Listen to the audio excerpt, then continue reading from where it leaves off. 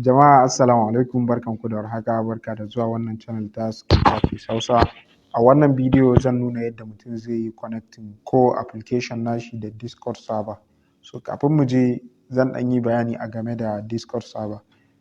Wannan Discord server ɗin an ƙirƙire shi ne saboda ya kasance wani hanya da za ka samu update a game da wannan project na core mining.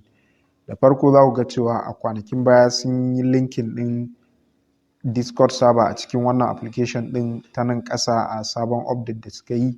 Bayan kuma new version na wannan application ɗin sai aka maida shi a nan sama kusa da Twitter. So idan za ka yi connecting application ɗinka na code da Discord server, za ka zo ka taɓa link na Discord server a nan sama kamar haka. Bayan da na taɓa wannan link ɗin, za ku ga accept invite a nan wurin. Da ka yi clicking accept invite, za ka ga cewa ka shigo cikin group ɗin. So nan wurin ya ce you must complete few steps before you can talk. Wannan steps ɗin za ka bi ƙa'idoji ne kafin ya kasance kai ka fara magana a cikin Discord server.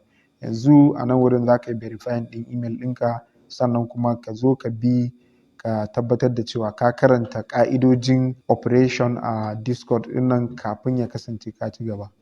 Idan ka karanta gaba ɗaya ka fahimta, sai ka shiga complete kamar haka. So a nan wurin yanzu wannan shine complete join.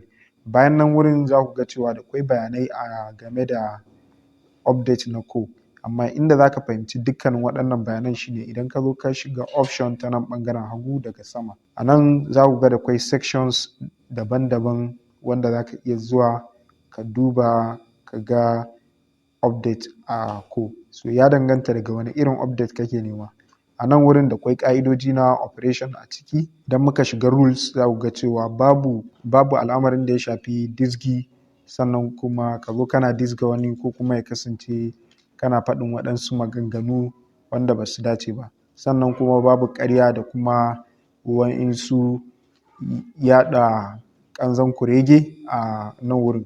Sannan kuma babu feud da phishing da dai dukkanin abubuwa dai wanda ba su dace ba, babu su a cikin wannan community ɗin.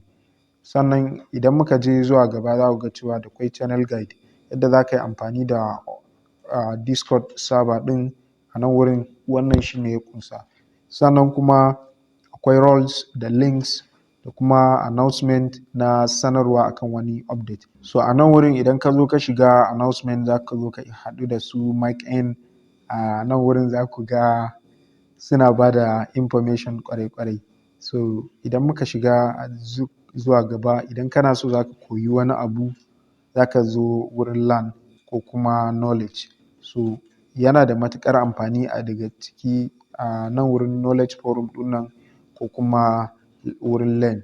So wannan su ne section na Discord server. Za ka zo ka duba ka ga abubuwan da kake buƙata, sai kai selecting ɗin section ɗin da kake so ka shiga. Wannan shine a game da yadda za ka yi joining Discord server kuma yadda za ka yi amfani da shi.